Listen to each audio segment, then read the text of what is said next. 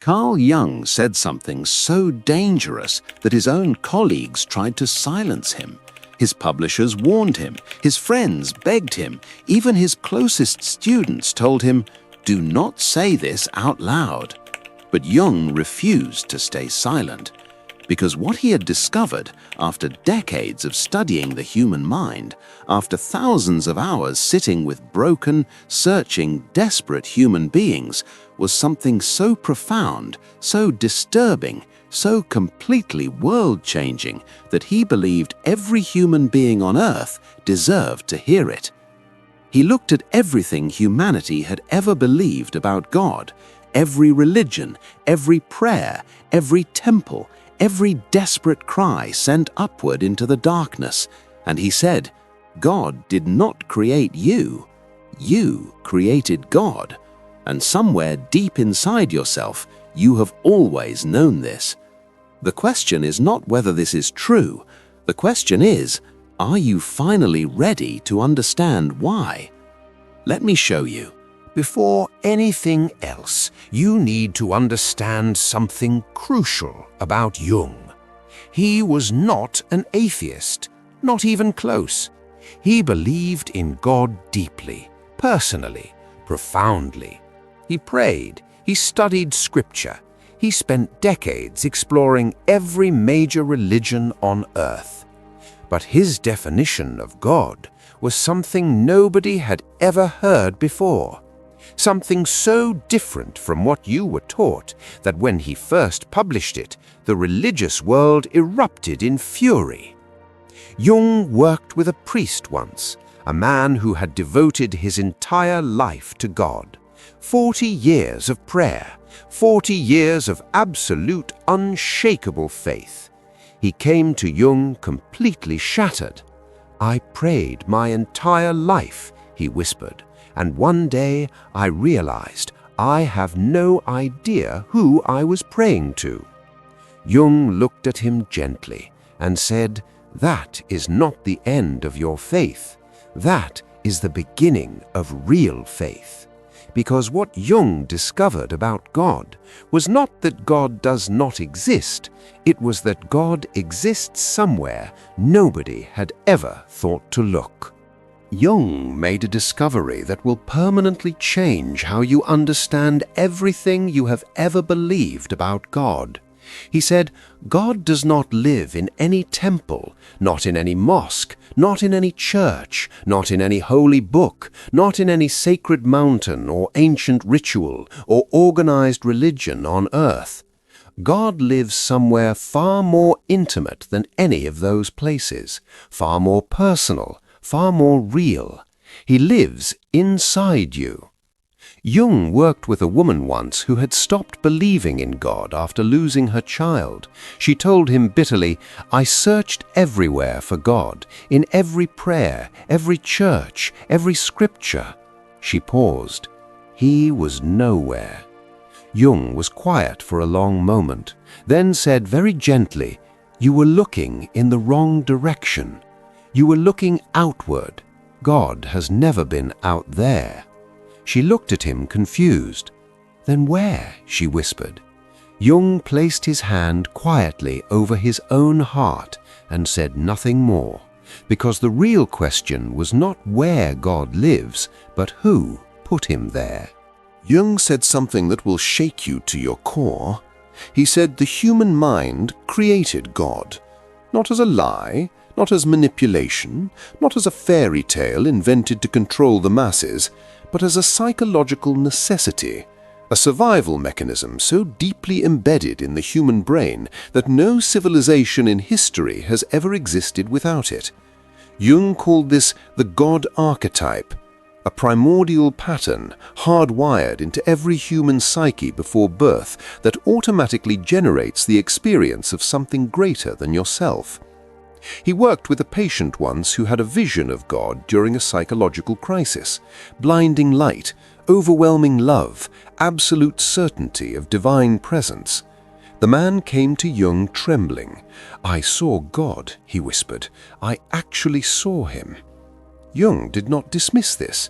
He leaned forward and asked quietly, "Tell me everything." because Jung knew something this man did not.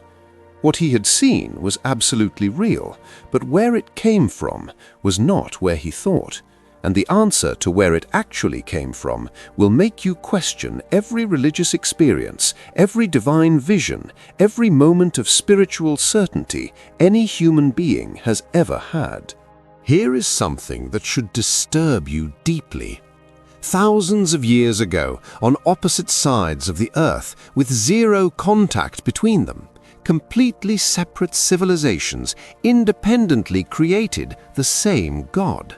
Same qualities, same power, same judgment, same unconditional love, same image of a supreme divine Father watching over his children. The ancient Egyptians, the Greeks, the Mesopotamians, the Hindus, the Aztecs, the indigenous tribes of Africa and America. All of them, independently, the same. Jung worked with an anthropologist once who came to him completely bewildered after decades of field research. "I have studied 47 different civilizations," he told Jung. "No contact between them, no shared language, no shared history." He shook his head slowly. "They all created the same God." Jung nodded. "Of course they did," he said quietly. "Because they all had the same mind, and inside that mind, a same ancient pattern." The anthropologist stared at him. "Are you saying God is just a pattern in the brain?" Jung looked at him carefully and said something that stopped him completely cold. Because the answer was not yes, and it was not no. It was something far more extraordinary than either. Jung made a discovery so explosive that it simultaneously validated every religion on earth and shattered every one of them. He discovered that the qualities humans have always assigned to God, all-knowing, all-powerful, all-loving, perfect, infinite, complete, are not descriptions of something outside humanity. They are descriptions of something inside it. Jung called it the Self, capital S, the deepest, most complete, most fully realized version of what a human being can become. And he said, God and the Self are psychologically identical. He worked with a woman once who had prayed every single day of her life, 63 years without missing one prayer. She came to Jung in her final years. "I have talked to God my entire life," she said softly, "but he never once talked back." Jung looked at her with great tenderness. "He did," he said quietly. "Every time you felt peace after praying, every time you felt strength you did not have before, every time you felt loved despite everything, that was not coming from above." She looked at him with wide eyes. Then where was it coming from? Jung held her gaze.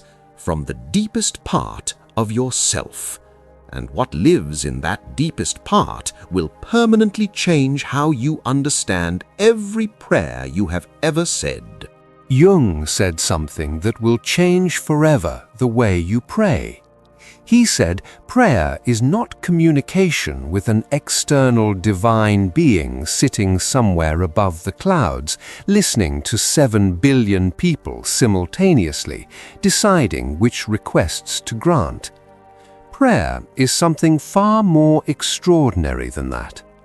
Prayer is the human psyche talking to its own deepest self, the part of you that is wiser than your conscious mind, calmer than your fears, stronger than your wounds, more loving than your ego. And that part, Jung said, always answers. He worked with a soldier once who had survived a war that had destroyed everyone around him. The man told Jung, "In my darkest moment, I prayed and something answered. A voice, clear, calm, certain. It told me exactly what to do.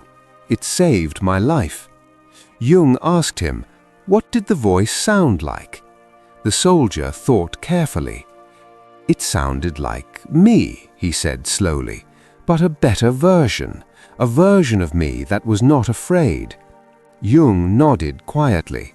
That, he said, is exactly who answered you. But here is what Jung discovered next, about why humans needed to place that voice outside themselves instead of recognizing it as their own. Jung asked himself one question that changed everything. If God lives inside every human being, why did every civilization in history place him outside, above the clouds, beyond the stars, in unreachable sacred places, in the hands of priests and prophets and religious institutions? Why did humanity spend thousands of years looking outward for something that was always within? Jung found his answer, and it was not what he expected. He worked with a man once who had grown up in extreme poverty, abusive father, no safety, no stability, no protection. As a child, he had prayed desperately every night, "Please, God, protect me." Jung asked him, "Why did you place God above you rather than inside you?" The man looked at him with sudden raw clarity. "Because I was a child," he whispered, "and I needed a father who was powerful enough to save me. My real father could not." Jung sat back slowly, because in that one answer, this broken man had just explained something that 10,000 years of theology never could. Humanity did not place God outside because he was there. Humanity placed God outside because they needed him to be. And what that need reveals about the human soul is the most important thing Jung ever discovered. Jung spent 40 years asking one question. If God is inside every human being, why do most people feel so completely disconnected from him? Why do they pray desperately into silence and hear nothing back? Why do they search their entire lives and find nothing? Why does the God inside them feel so impossibly far away? And then one patient gave him the answer. A middle-aged man, deeply religious his entire life, but completely empty inside. He told Jung, "I believe in God completely. I have never doubted him once." He paused. "But I have never felt him, not even once in my entire life." Jung asked very quietly, "Do you believe in yourself?" The man blinked. "What?" "Do you trust yourself?" Jung asked. "Do you love yourself? Do you believe that you matter?" The man went completely silent, because the answer was no. And in that silence, Jung finally understood everything. The reason most people cannot find God is the same reason they cannot find themselves. And what blocks both is something living inside every human being that nobody ever talks about. Jung discovered something that will make you see yourself and your relationship with God in a completely different way. He said the reason most people cannot feel God inside themselves is not because God is absent. It is because something else is present, something blocking the connection completely. He called it the shadow. Every part of yourself you have ever rejected, every feeling you buried, every truth you denied, every wound you refused to face, all of it piled up between you and the deepest part of yourself, between you and God. He worked with a man once who had not prayed in 20 years. "I stopped believing," the man told Jung flatly. Jung asked him, "When exactly did you stop?" The man thought carefully. "After my son died," he whispered. "I was so angry, so completely consumed by rage at God." He stopped. Jung leaned forward gently. "And what did you do with that rage?" The man looked down. "I buried it," he said quietly. "I buried all of it." Jung nodded slowly. "And when you buried the rage, you buried the connection with it." Because Jung discovered you cannot selectively bury your darkness. When you bury the pain, you bury the light with it. And reclaiming that light requires something most people spend their entire lives desperately avoiding. Jung said something that every religion on earth has been trying to say, but never quite managed to say clearly enough. He said, "The path to God is not upward. It is not through prayer alone, not through ritual alone, not through scripture alone, not through any external practice, no matter how sincere or devoted.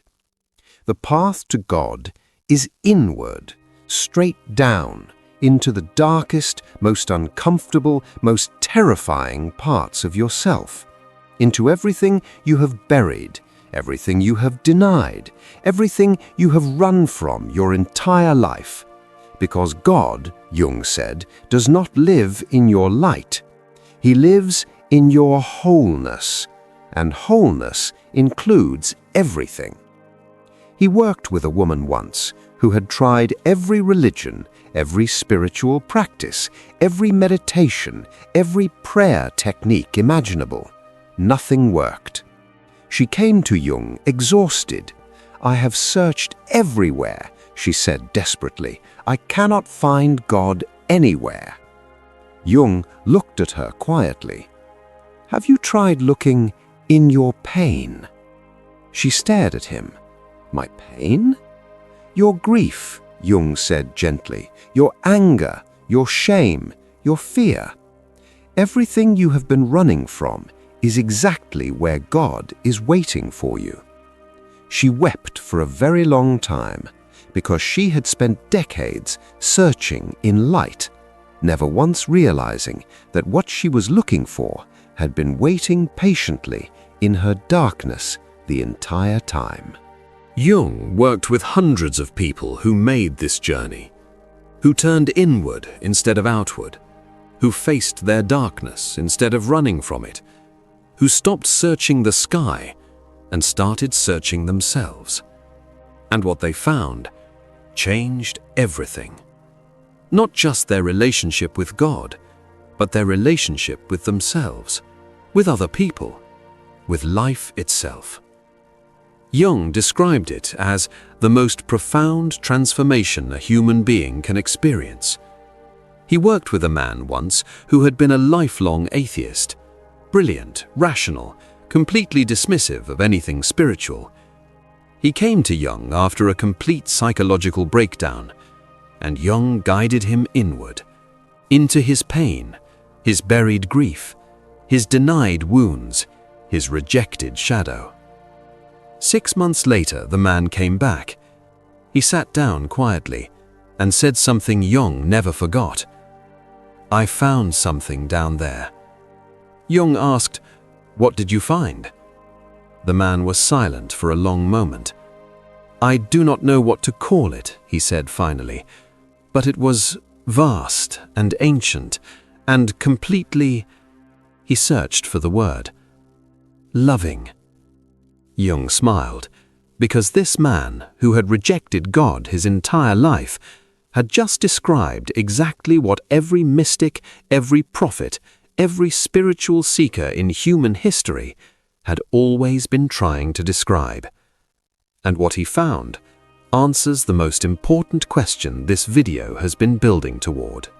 Jung left humanity with one final truth, one single idea that contains everything he spent his entire life trying to understand, trying to prove, trying to share with a world that was not always ready to hear it.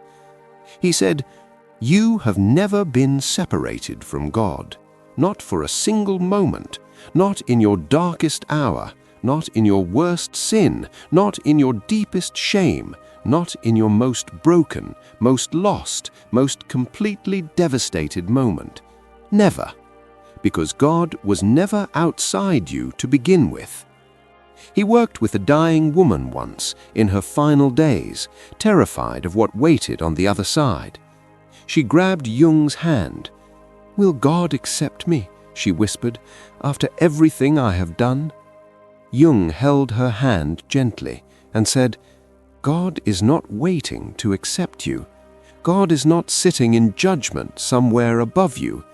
God is the part of you that has been watching over you your entire life.